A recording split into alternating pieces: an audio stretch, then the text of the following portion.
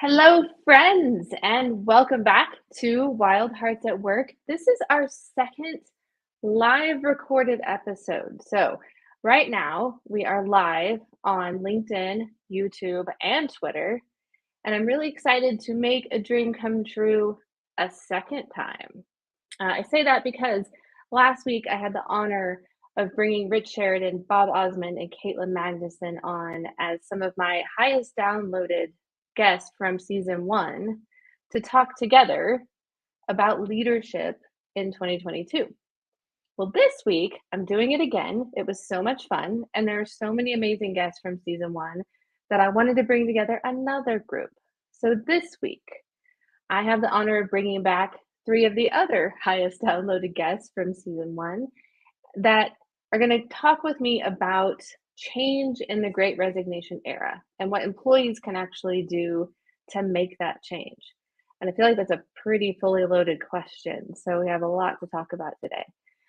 So with that, I'm going to invite one by one amazing guests to the show. So I'm going to start with Gary Ware, who we learned about in his episode, is all about play and reaching humans through play, finding that change through play. Gary, we had so much fun in the first episode, and I'm so excited that you're here. I am too. It is a celebration. Uh, Gary always brings the confetti and the sound effects. Like, we had to have him on this episode today. So happy to see you. Let's bring on our next guest. Allison Pollard has transformation in her title. So who better to talk about change with than Allison Pollard? Allison, we had so much fun. A lot Yes. of authenticity in our episode when I talked with you.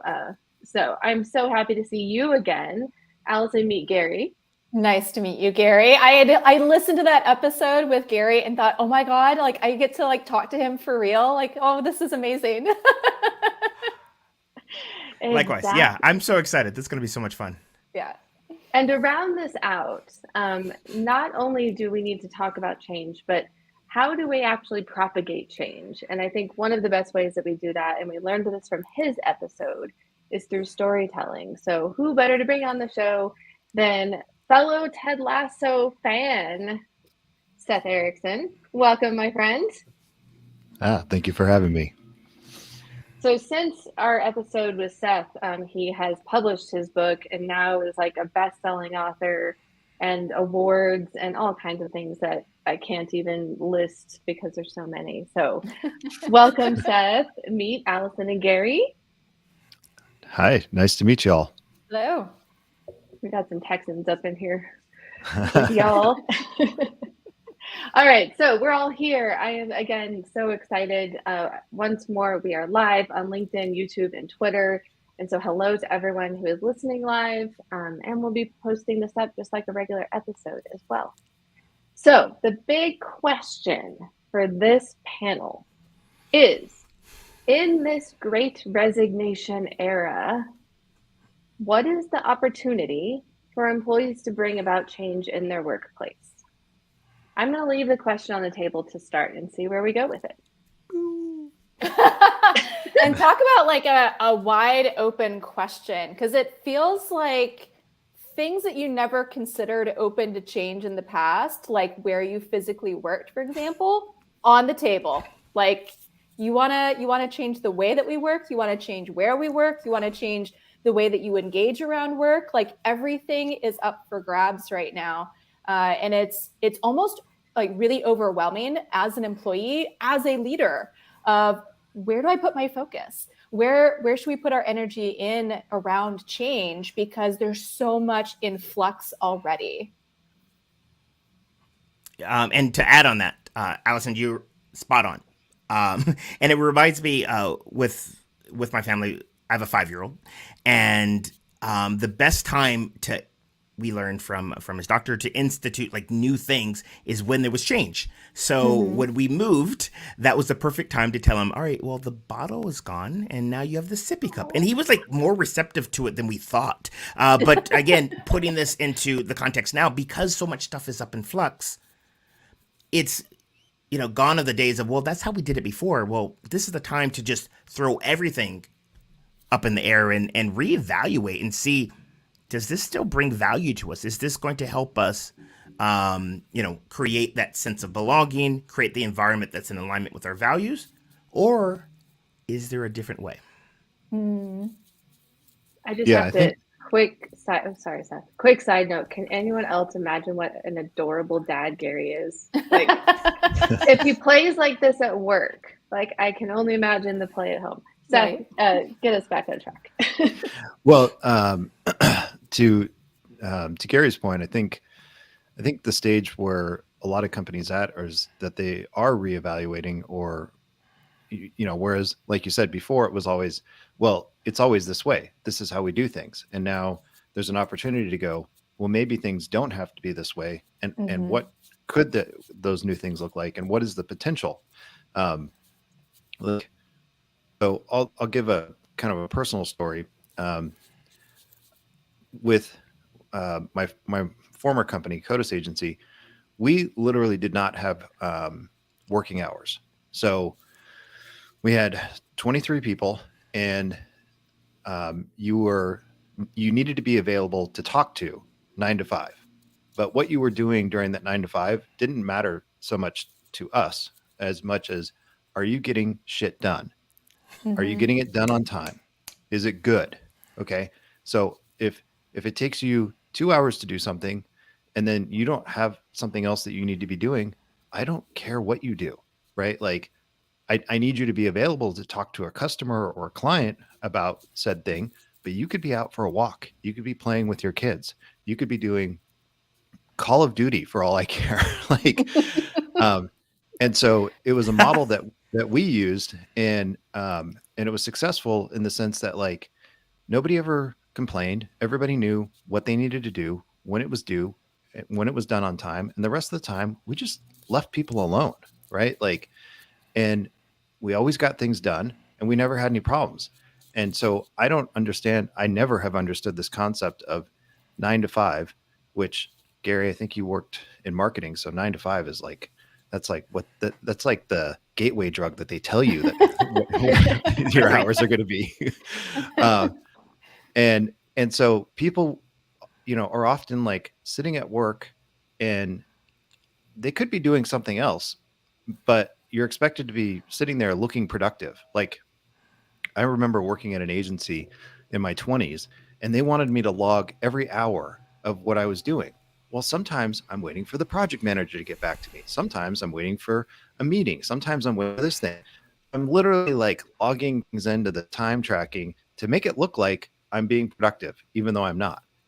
I could have been out surfing or doing something more fun than sitting there. You're giving me flashbacks, honestly. Like I was the project manager. And so I also worked in like agency settings, and I knew my team members needed to be logging time on all these different tasks.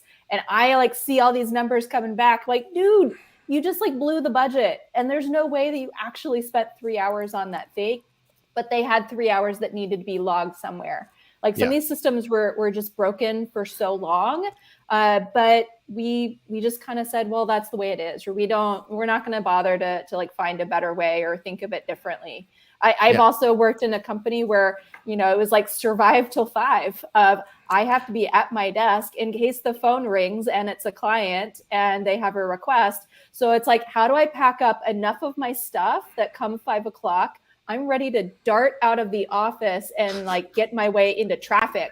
Like you're escaping a prison. Yeah.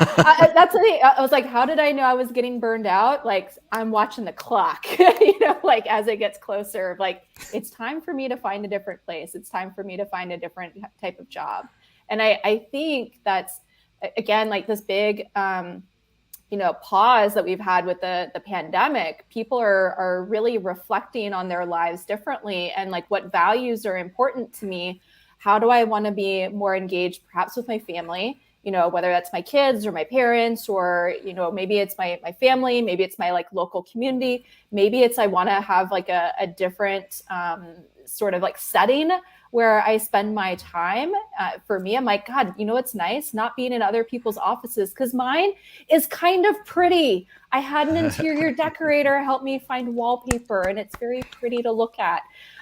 Most offices that I would go to are gray, and they have kind of that like prison feel, or maybe the like very modern, like bare white, walls, and like very industrial look. And that's kind of taxing on me, like aesthetically, after a while too.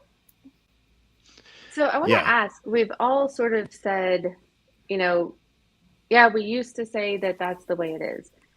My question is, do you think it was really the employees that were saying that, or was it the leaders that were saying, well, this is the way that we've always done it? Or was it both? Leadership. Yeah, because they're always driving the ship, right? So they're the ones passing the information along and saying, we do things this way because this is how they've always been done. I think, for this discussion, me bringing up the whole point about like the way working hours should function and whatnot is I only bring that up so that other people can go, wait a minute, you can run a business differently. Mm-hmm. And then them as the employee can say, hey, did you know that this company over here had this working model? And then pitch the idea to leadership to say, maybe we don't all have to be staring at our computers like, it's like 1984. And maybe there's a different working model, and making those types of suggestions. I'd actually like to hear from Gary because, I watched your TED Talk. You talk about introducing play.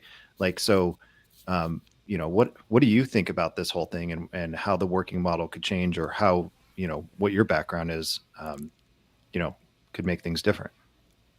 Well, you hit the nail on the head where leadership sets the precedent. They're the ones who are going to influence how people do things. And oftentimes they think, oh, well, we just need to add a ping pong table, or we need to add like some sort of perk. Being at a company that had those, however, I didn't feel like I could play with those. It made it worse. Imagine just sitting across from like something like amazing that you wish you can do. Like you mentioned, Seth, you mentioned Call of Duty. Like imagine if there was a PS5 and that was one of the perks that got you into the job, but yet if you did it, you were shamed or shunned because your billable hours. Right. So the agency that I worked at that I mentioned actually they either had a PlayStation or an Xbox in like a library, and it was literally off the side room, and nobody ever played it. Why? Because you were supposed to be fucking working. like, how dare you go in there and play that video game? There are no breaks. Like, yeah, the agency world is ridiculous. Yeah. The ping pong table of it's a trap. Like whoever is seen playing ping pong during the day is like next most likely to get fired. Of you clearly didn't have enough work to do, or you weren't contributing enough. You shouldn't have been using that thing that is clearly available over in the corner. Yeah, I believe it's called a honeypot. So in this era that we're in, where it does feel like the employees are taking back some of the power. I mean, when there is this threat of maybe not on an individual level, but generally of people quitting because they are, and it is hard to get good talent. That's what we're hearing, right? In the door. We have this moment. And so I'm hearing, challenging the working models. I'm hearing introducing play and like for real. And I know that Gary doesn't do that through just ping pong, right? You have some very specific things you do with teams. So my question is, if I am an employee, either in an organization or maybe I'm interviewing, what are the things that I say or the things that I ask to either find out if this is a good place, or even just challenge the place and like challenge the status quo in this moment? Because this moment is likely not going to last forever, right? Like culture shift. We're probably going to get back to a place where maybe that's part of the change, actually. What do we do?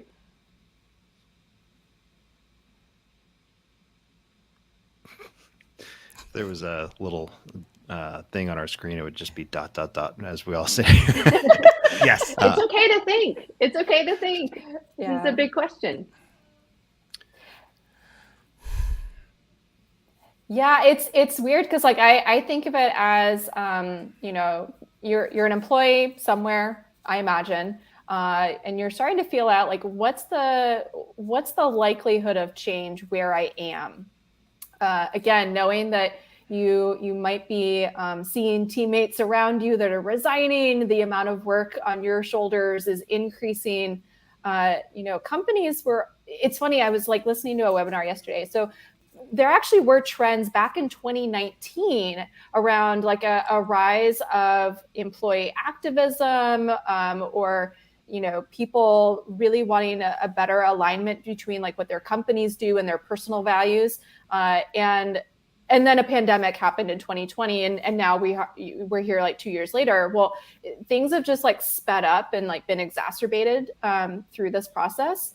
That I think now we're seeing like I'm wanting change more immediately because I've been facing and like adapting to some very like immediate changes, over the last 2 years. But I look at it and think, if you're an employee, like you have to be able to start the conversation and know that you might not get the answer that you're looking for in that first conversation, but are you being respected? Are you being heard? Does it feel like there's a dialogue happening? And you're having to gauge for yourself, like how long do you give leaders? How long do you give your coworkers time to make adjustments and to adapt to, again, is it you're wanting to work different hours, a different location? Is it we want to improve our processes? Because there's just a lot of extra steps that have been accumulated over time. What is it that you're hoping to have different? Right. Are you a cog in the wheel or are you part of a team? Yeah. Right. Because a team works together. A cog in the wheel just has one function and it does that thing. And if the cog starts, talking, people are like, shut up, cog, go back to cogging. Yeah.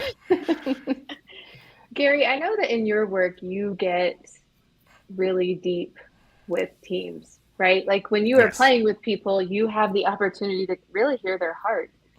What are some of the things that you hear people saying that they want change for or in? Well, matter of fact, I was actually just working with a group 2 days ago, and it was their first time meeting in person in 2 years. It was beautiful, and we were at the park, and we were doing some playful activities as a way to get that out of them. And some of the biggest things that they realized through these playful activities was that they are unintentionally taking on too much work because they're being too nice. Mm-hmm. And boundaries. And they didn't realize that. And so we had a conversation about how can we set boundaries? Exactly. And just the simple fact, like what we said, that people are scared, that, they're going to get in trouble if they leave their desk before 5 o'clock. It's putting a drain on them. And then if the pandemic has taught us anything, is that we can work whenever, wherever. So this is the perfect time to reset those boundaries. Yeah, that overwork or like overloading of self is something I hear really commonly too. One thing I'm curious about, Allison, you work with a lot of leaders. Mm-hmm.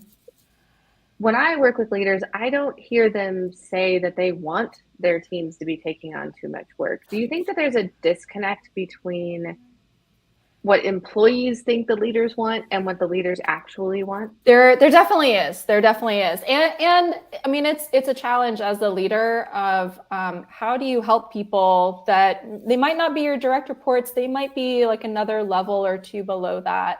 I think about one of the leaders I've worked with in particular that knows certain parts of the organization are overburdened, that people have too much work. They are stressing themselves out. And he says, like, raise your hand if you need help, raise your hand if you have too much work, like say no to some of it. Tell us not yet, like force us to have the conversation about the priorities and determine truly like what comes first and what comes later. But I also know that in a large organization, especially, it can be very difficult of this is the executive's pet project and no one above you said no to it. So who are you to say no to it or not yet to it, or this thing is going to be really important for our customers because they have this like immediate need around it. Do you want to be the one to deny them that? Like, no, of course not. Right. Like that, it's hard because as we've gotten, better in some ways of having purpose and meaning behind the work that is like coming to the teams, it also like tugs on the human heartstrings of, so how do I hold up my boundaries? Or how do I know when I set no boundaries? Like I know for myself, I've had these moments of like, I didn't realize how much I gave away of myself because it just happened bit by bit by bit. And now it's like, why am I talking to my coach and crying? Like, oh, I did it to myself. No leader, asked like, hey, Allison, I need you to become a martyr. I just went, you know what the natural thing to do is this. Why are there a gazillion sticky notes of to-do items? I wrote them down. No one gave them to me. So it's, I think, a situation where leaders are struggling of how do I help remove things off people's plates when they're the ones putting that there? And I don't even know what their plate looks like. Yeah, I hear. So Seth talked about, sort of flexible working models. Gary's saying that, a lot of what we're hearing, and I think we all can concur, is like people have too much on their plate. Mm-hmm. The thing I'm taking away from this is like clarity of the work, but between the leader and the employee, right? So that maybe those, like, if I can show the work that I'm doing and have clarity of that for myself and for you as my leader, then we can have a better conversation about like, does it really matter based on this work? Do I really have to be sitting at this desk from 9 to 5? Like, really? And maybe for some industries there is, some level of something that's required there, but like, let's have the conversation. Yeah, I definitely think it all ties together. I also thought about Seth in storytelling and what you were saying, Allison, because sometimes just the propagation of those stories, like, well, this customer is going to be so sad, when similar to the stories we make up about our leaders, is the customer really going to be that sad? Maybe, but maybe not. Like maybe we're attributing feelings to them that actually don't exist. Yeah. This is some interesting stuff. Deep. So deep. All right. What else are we hearing that like is prime for change? We've talked about overload. We talked about working models. I don't know what else is coming up as things that we have a chance to talk about now that we didn't maybe 2 years ago. Well, I think one of the things that is coming up, and we sort of addressed it, but the whole thing about the 5-day work week or the 40-hour work week, and going from a you're trading sort of time for very specific elements, like when we were in a factory, to looking at a value model, to like what Seth eloquently said, you know what, we have this thing that we're trying to develop. I don't know how long it's going to take you to do it, but this is what your job is. Do this, and if you happen to get it done sooner, go do something else. I definitely think a piece of that is what Seth said about like, when you're done, be done. Because I do think we have a tendency to be like, well, there's still 3 hours left in the day. What should I, like, let me go find something to do. And I'm all for like helping our teammates and, but when I've worked with teams in the past, like they'll want to pull more stories into their iteration or whatever it is. And it's like, no, wait. Okay, first of all, ask your friends if they need help. Second of all, remember all that like learning and development you don't have time to do? Like, do it now. Like, you have time, or take a break. Well, and it's actually like kind of hard to take a break and like really like decompress after a while, right? If like I'm constantly checking email, I'm constantly like seeing if I get messages, through Slack or Teams, and I'm like working on tasks, I'm talking to people, I'm in meetings that like, if someone cancels a meeting all of a sudden, I go, wow, I have like an hour that just opened up. Like I could just kind of sit here and go like, isn't there like another thing that's supposed to be like grabbing my attention right now? Like, where is it? And I'm like looking around and like making stuff up. And then you're like, well, the hour's gone. I accomplished like very little. And I think we've all kind of gotten in these habits of like hustle and being busy and like, gotta have the next thing that's you're being produced, that we're forgetting to actually like really like take a pause and like sit with it. For me, I think about like, why do I not feel like I'm very creative? Like, because I'm not letting myself be bored. Like you have to like really just kind of like clear your mind and like everything around you a bit in order to identify maybe some like new innovative idea or some like really significant improvement that you could make to your work. But many of us are just not giving ourselves like that grace, that downtime. Yeah. We need more play. It'll like evoke it out of us, maybe. Yes. Help, Gary.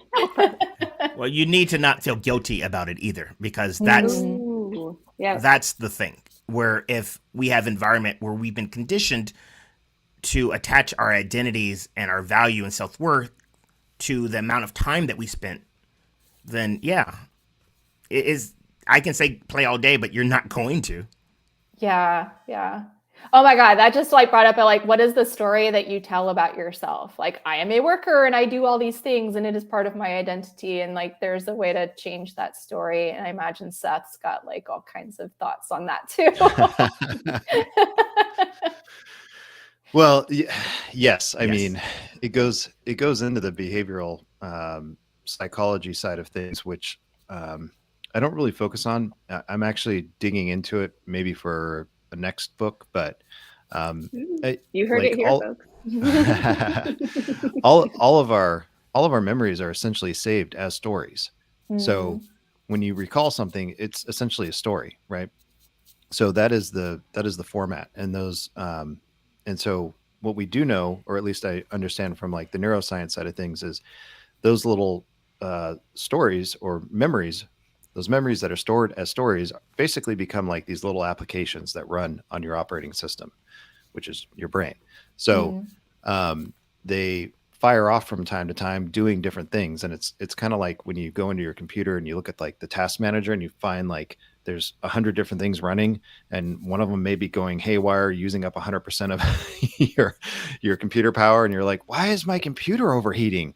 Like, and it's something that's like stuck. Well, those types of stories sometimes run awry like that. And one of the other interesting things is, even though we kind of create these ourselves a lot of times through the experiences that we have, and so we start to see the world we start to filter the world through these different perspectives and whatnot, is that we don't actually do a good job of going in and removing those things later on. So they just continue to run. And so, so there has to be a process of undoing those thoughts and those actions and whatnot. Like you said, those stories that we tell about ourselves, and it could be anything from like childhood up to current day, where you have maybe a boss who's like, you're a terrible employee, you never do anything right, and then you start going, why do I always screw up? Why am I always doing something wrong? And that becomes one of those little applications, and then it runs because we have so much going on in our subconscious that we're not even connected to. So, so wow, I went off on a tangent there, but I love this. I just have to say, I love this because one of the things that I have held on to, especially when talking with leaders in an organization, is that people will continue to tell themselves the same story until you give them a new story to tell. And Seth, I feel like you actually just gave me like a little more color to that saying, some structure to it, to like help people understand, like, you have to actually go into the task manager, not only turn off the task, but give it a new task. People do not like things to be taken away unless something replaces it, and that includes the stories that we tell ourselves. So give them a sippy cup as you take away their bottles. Yes. Yes. In the middle of a bunch of change. Well, if I can just add, that's where the playful, I call them playful interventions, come in, because when we're in a state of play, our brains think of this as, oh, it's play, it's a simulation. But through that simulation, you're able to see things from a different perspective. That's why you can play a game and then afterwards think about it. And you're like, oh, I didn't see that possibility before because, as Seth said, we were running that program in our brain that was not allowing us to see it from that perspective. 100%. Like, facilitators have this down, where it's like people are like, oh, I hate icebreakers, or I hate games in class. I just put the text in front of me.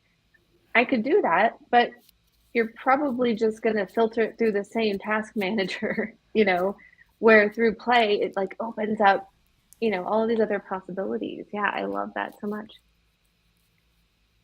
Allison, you look like you were going to say something and I might have cut you off. No. I just was thinking like, wow, yeah, if someone announces like, I want to do an icebreaker, like I'm one of the people that cringe. Like I'm a facilitator. I've like used those, but even I like sometimes like cringe, like, oh God, like what question are you going to ask? And especially the ones that try to be like, be like vulnerable of like, I don't know y'all and no, like what, I think like the thing that's probably like so effective about Gary's work, it is playful, and it evokes this like lightness and, can bring out some humor. And like when you are going to do a activity, a game, an icebreaker of how do you have it be playful for everyone? You don't know what's in people's like pasts.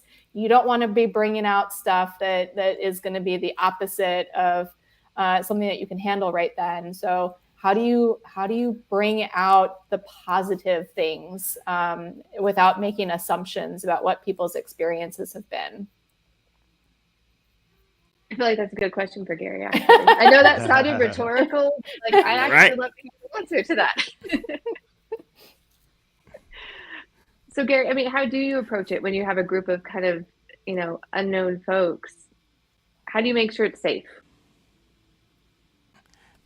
Well, with play is something that all right, let me take a step back. With these team building things, we've been coerced into it and we're not truly playing. We're just being forced to do it.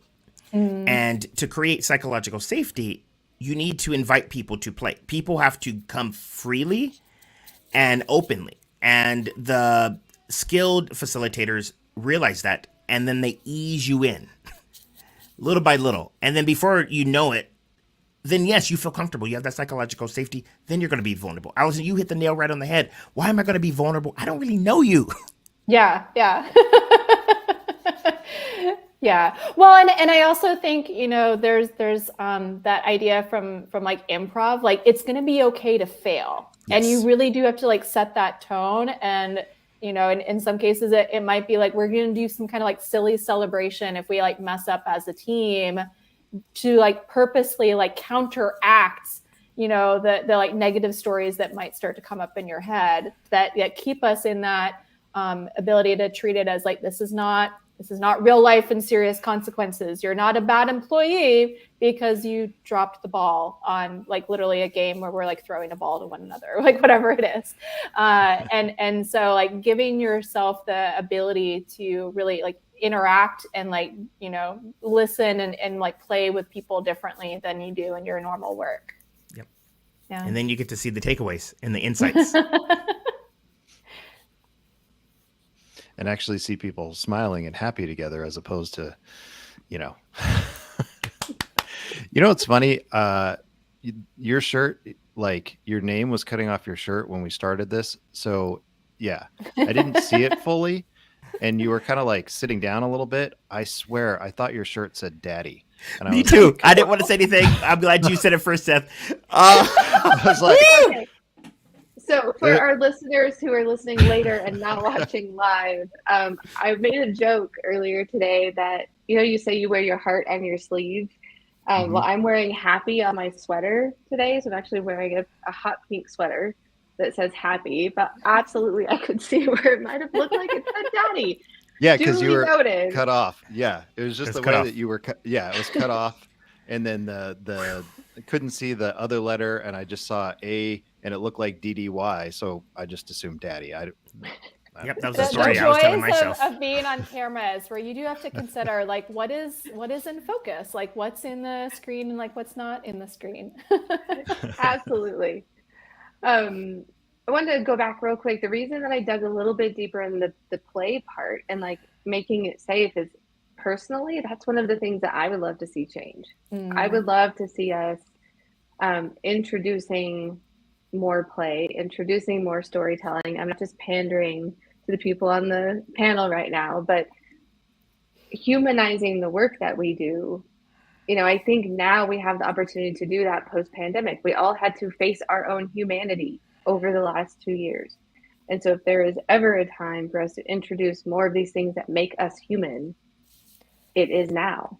And I think a lot of the things that we've talked about, like I believe so strongly in, which is sort of making the space outside of work. But I also love the idea of like inside of work. How do we make this more exciting and more fun? We've got purpose, like you said, Allison, that wave has come, and I think it's, you know, we're still working on it, but we know about that. But, you know, I'm spoiled. The company that I always talk about that I grew up in, one of our core values was make work fun. So it wasn't just about like, you know, go have fun at the company party. That's great too. But also like, how do we actually like have fun with each other, have fun day to day? And so I think it's and you're making me think, and maybe it's also like the believe sign, you know, in the background with Gary, and I think Melissa, you had one as well.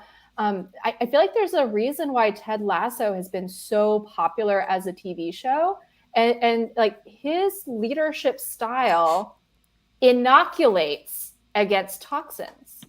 Ooh, say that one more time. Like say that sentence again, Allison. Say it again. Ted Lasso. So the character of Ted Lasso, his leadership style inoculates against toxins. So like where the rest of us like, you know, we have these moments like Roy Kent is my man. I'm feeling some like Roy Kent and I'm going to like drop some F-bombs today, you know, or, you know, some of the other characters, like you're seeing like the sarcasm, you're seeing the joking around, you're seeing maybe criticism and stuff. And Ted Lasso like enters and he might've just made someone biscuits and here you go. And you're like, these are the best thing ever.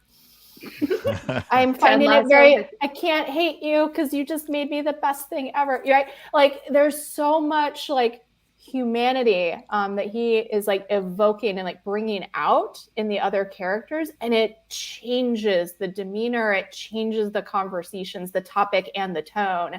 And like there's sometimes like this like real craving that I have. So like, okay, we made fun of like Melissa and her sweater. So today I went with Be Incredible and got my like Incredible Hulk shirt on. Yes. That's my like superhero. But for me, I'm like those moments where I'm like, oh my God, I just want to like smash some things. Like, why is it so frustrating that we cannot like make change? If I just like went full Hulk on people, like I'm going to destroy. What I instead have to actually channel is like, all right, like, what does it mean to like be incredible in this moment and like bring people along? And like, how do I like conjure up the like strongest, most like grounded and like value-based part of myself to say, I want us to be better. And I want us to not be making jokes at one another. And I want to like cut out the cynicism that I know I've been bringing to the table now and then. And I actually want us to have play and tell great stories and like think about the things that could happen in the future and how like amazing and wonderful and like how we get to be, you know, engaged in our work for some number of hours, but then go be engaged and full of life in other areas too. And that's where I think it's just like out there, like we're all like kind of being beckoned by this TV show, but we're not able to bring out enough of our like inner Ted Lassos in the workplace. Well, so I think, you know, playing off what you're saying, I think one of the bigger problems, and this is, I guess this goes back to your thing, Melissa, about, you know, why are so many people quitting and changing and why is there so much change?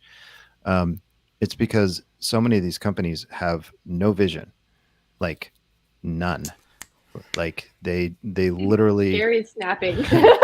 they may have had one at one time, But they don't anymore.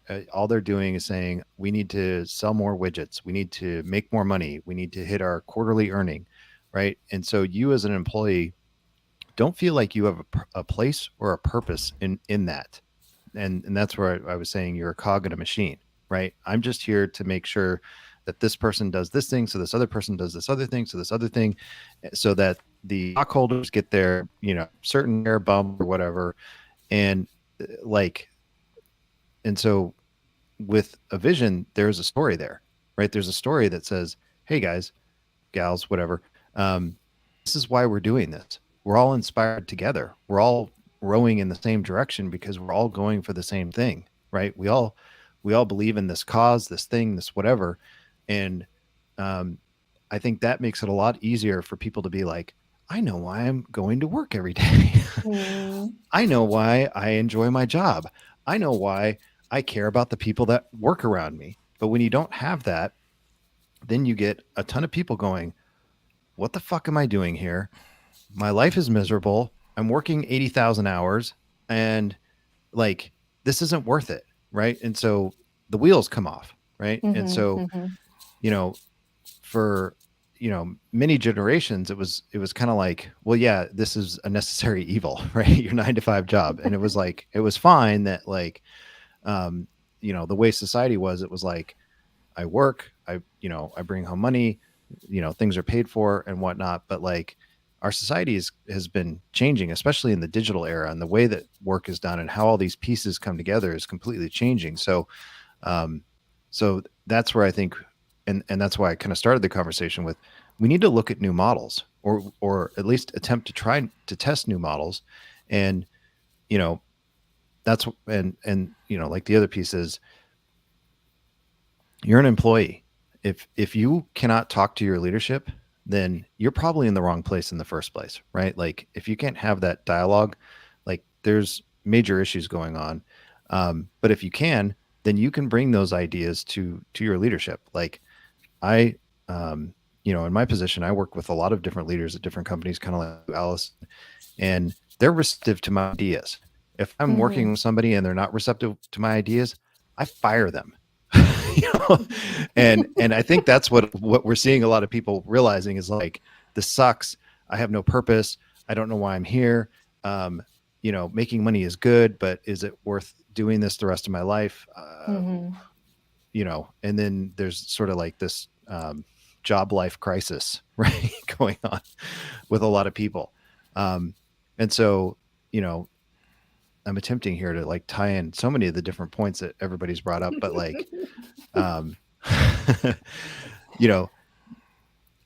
and I lost it. All right.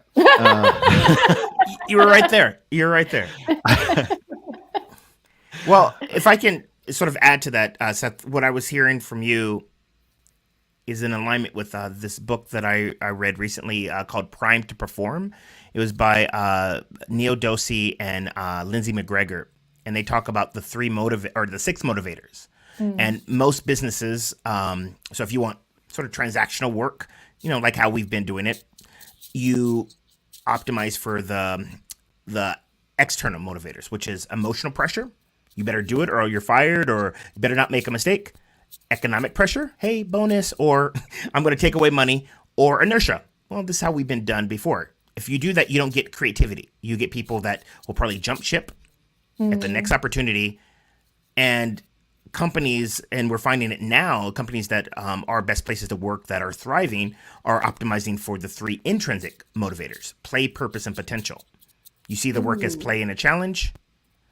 The purpose, the output of the work stimulates you. And the potential, there's potential to grow as a human, and things like that. So yeah, I feel like the companies who get it, whether they are doing it intentionally or not, are optimizing for the internal motivators.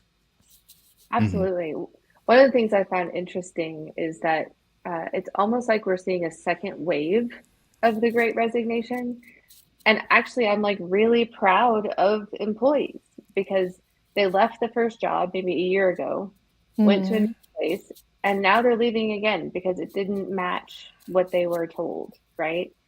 Didn't we talk about play, purpose, and potential, and then I get there and it's nothing, right? It doesn't exist. Or maybe they want it to exist, but they're not willing to do anything to actually make it happen.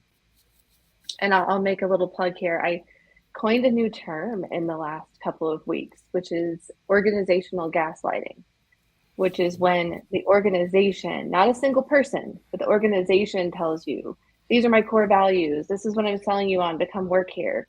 And then I get there and I'm not seeing those things. Yeah. And where the gaslighting part comes in is where they're like, no, empowerment is our core value, but we're not doing anything to actually, allow you to access your power.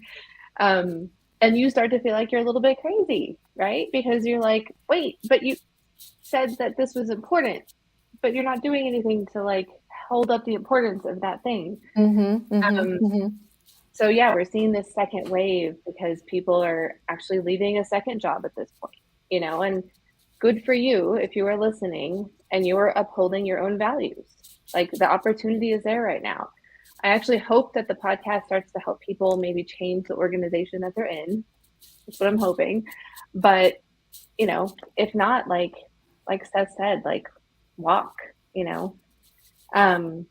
are getting to the end of our time. So I want to like do a kind of a quick wrap up of, I don't know, what's one thing that you were taking away or that you heard that's kind of tying these things together. And then I also want to ask you, just to prepare you, how people can find you and, what you have going on. So first, a quick wrap up.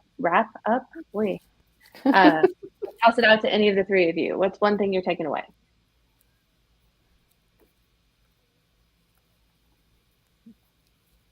I think you should call on us one by one. Force us to answer. I know, right? We're so polite. That's where we are.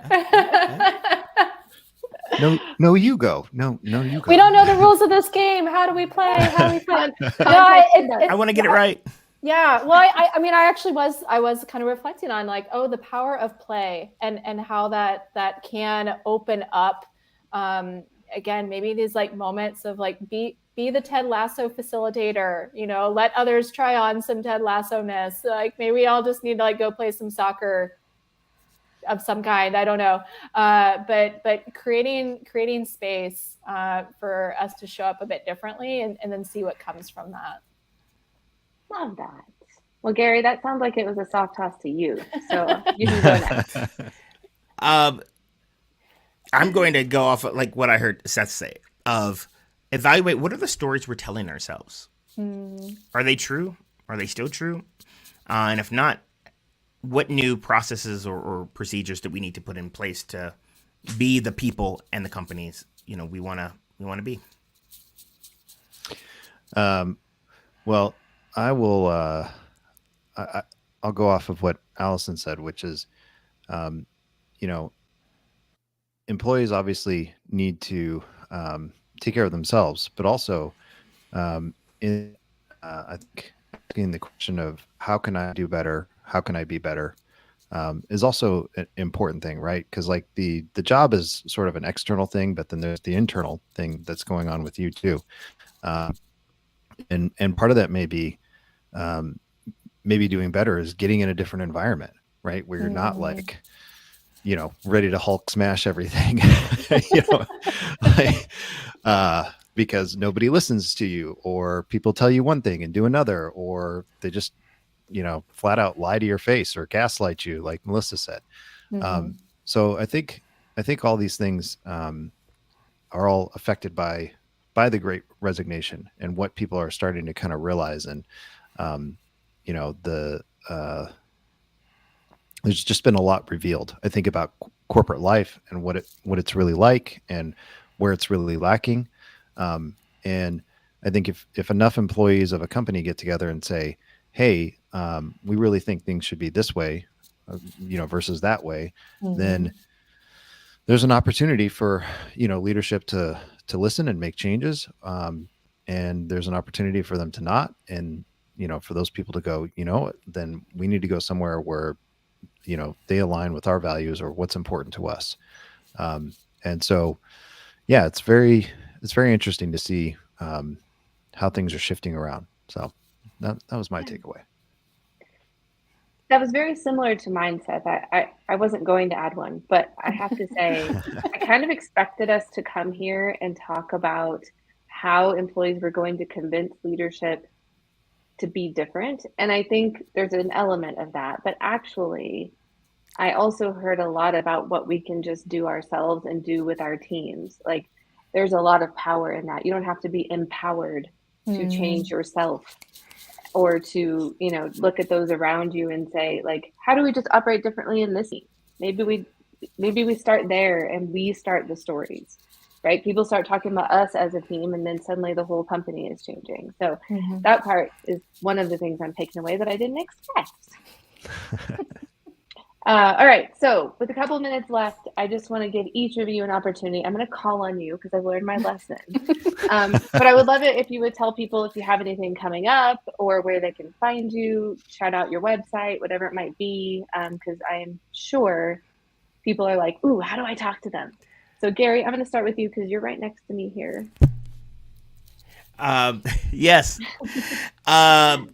If you are in need of any sort of team bonding, team experiences, team development, feel free to reach out at breakthroughplay.com. As far as things that I am working on my first book, and it's called Playful Rebellion, and it's all about unlocking maximum work potential through the power of play, and that's going to be self-published in the next couple of months. So if you want to know about that, you just go to my website, and I'll let you know when it's out. That's me. Excellent. Seth?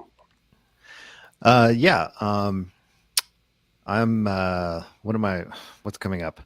Well, like Melissa said, I launched a book as well. It's called How to Hack Humans, Storytelling for Startups.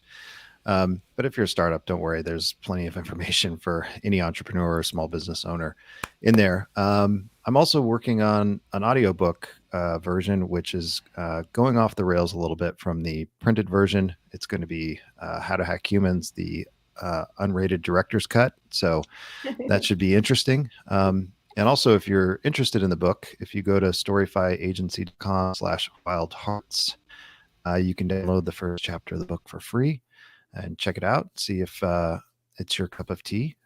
So that's it. I love that we still have our link with you. We're still friends of Seth and Storyfy. Love that. Yes. And Allison, how can they find you or reach out to you? Yeah, you can find my blog at AllisonPollard.com. I know I've been kind of heads down recently working with different clients. I've got some Agile workshops I'm designing for them, and possibly going to start up an Agile Center of Excellence for another. So things that are on my brain are all about, how do you bring more agility into your organization? So I'd love to meet with others that are also working towards that goal. Amazing. Well, I'm going to end this by just saying a bunch of thank yous. Thank you to all three of you for being such a friend of the show and being willing to come back a second time after you already gave of your time in your original episodes. Like I said, this was a dream come true. Having the three of you together and talking about this topic is just such a rich opportunity, rich experience. So thank you for the work that you do in the world every day. And thank you for being here and giving of your time and your thoughts. Thank you. Yeah, thank you for having us. Yeah. And to you, my dearest friends and listeners, thank you for coming back for another episode of Wild Hearts at Work. We would not be here if it were not for you and for you listening and telling your friends every week. So like, share, subscribe, all the things people say at the end of a podcast episode. But most of all, stay strong, be strong in your values. And until next time, dear hearts, stay wild.